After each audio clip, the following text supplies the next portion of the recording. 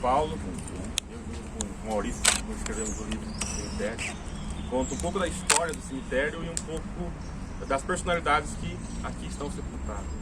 O Cemitério da Saudade, ele é inaugurado oficialmente em 1872, então, portanto 150 anos, e ele vem, como o Edson falou, de uma reivindicação onde a coroa, na verdade no final dos anos 1800, começou aquela teoria dos miasmas, onde acreditavam que o cheiro ruim, os maus cheiros que saíam das sepulturas, na verdade quando era enterramento no cemitério, isso causava doença.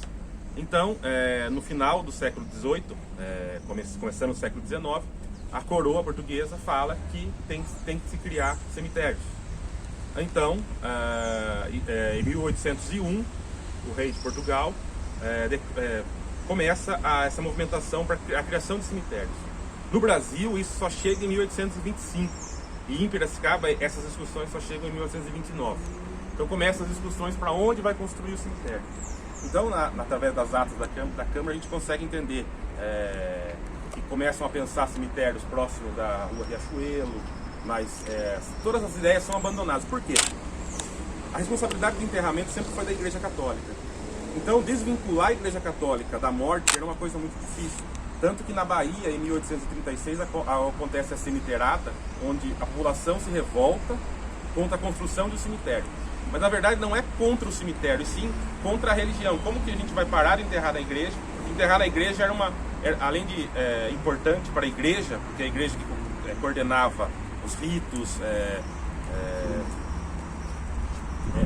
enterrar, sepultar era muito caro, porque eles tinham que pagar para tocar o sino, tinha que pagar para acender vela, tinha que pagar para ter missa. Então, você acabar com esses ritos era muito complicado. Então a cemiteirada, eles constroem o cemitério, a população vai lá e destrói o cemitério porque não quer o cemitério. Isso em 36. Aqui em Piracicaba começa a discussão em 25 em conjunto, em 1836 começam a aparecer enterramentos lá na Praça de Biriçá, lá no Colégio Moraes Barros. Então lá já recebia corpos.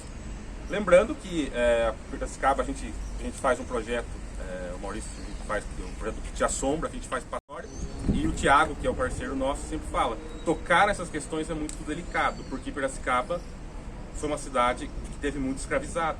Então é muito tocante isso. Então, quando a gente fala assim, e é isso que até o professor Noedi fala, o cemitério lá do centro era o cemitério de escravizados. Não é só de escravizados, também recebia outras pessoas. Só que como a maioria da população era de escravizados, é óbvio que existiam muitos escravizados, mas aquele cemitério era um cemitério comum que recebia muita gente, isso aí em 36. E aí as discussões da ata da Câmara a gente consegue entender que começa a desenvolver aonde construir um novo cemitério. Em 1860, os alemães protestantes solicitam um espaço para enterrar seus mortos, porque eles não eram permitidos enterramentos em locais católicos.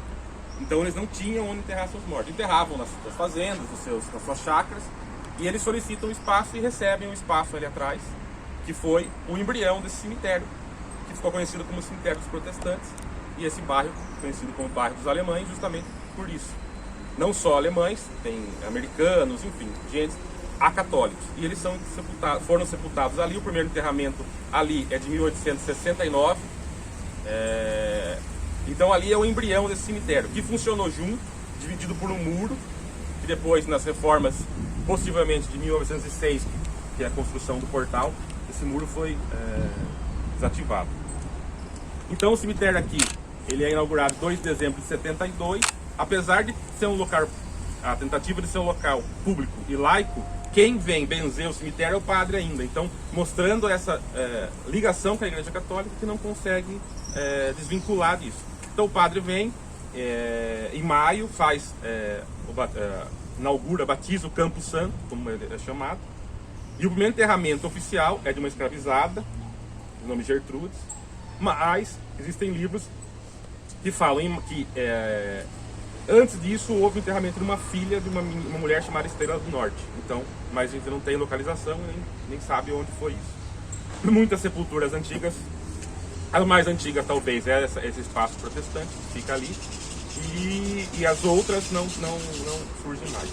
Então o cemitério é inaugurado em 72, o portal é construído em 1906, E o cemitério, por muito tempo, foi o principal cemitério da cidade, recebendo muitos enterramentos.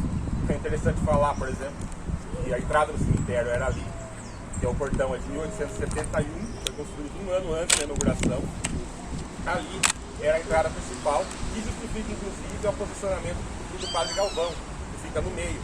As pessoas têm a lenda do Padre Galvão, falando que o corpo caiu, ninguém conseguia mais carregar. Mas na verdade ali onde é o túmulo do Padre Galvão seria construída uma capela, que fica bem em frente ao portão, que depois com o aumento do cemitério ele é suprimido e ninguém mexe no corpo do padre, que fica ali e torna-se uma lenda.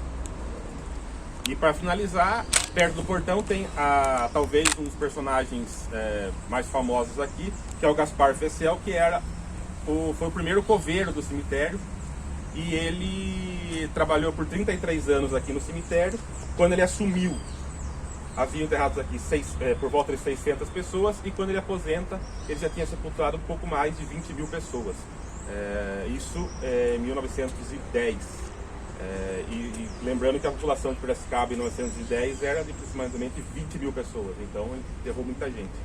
E tanto que no popular, as pessoas quando estavam doentes falavam assim: você vai para o Gaspar. Então ele era um sinônimo de morte, né? Então, e era amigo inclusive do Prudente. Então o cemitério tem muita história.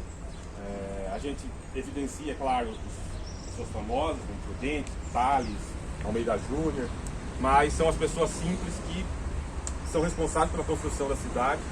Inclusive a Valdísia falou que quem fez o arruamento aqui, calçamento português, foi o pai dela, entendeu? Então as pessoas simples que a gente talvez acha que não tem história, mas são eles que formam, são as pequenas histórias que formam a grande história. Então eu evidencio talvez mais os pequenos do que os grandes. Então o cemitério é importante e a gente tem que preservar e cuidar. Deixa eu fazer uma